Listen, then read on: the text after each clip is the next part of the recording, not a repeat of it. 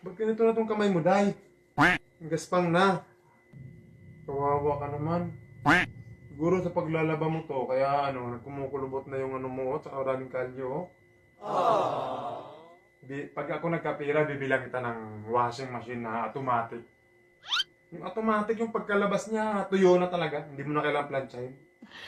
Sana Alam mo yun? all. Kung walang ganun, magpapagawa ko para sa'yo.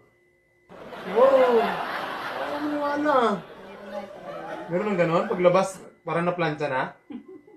Wala pa, paglabas tuyo lang. Pero parang yung parang na-plancha, wala. Ako palang kawawa naman yung inday ko. Mahal na yung kamay, mahal yun na.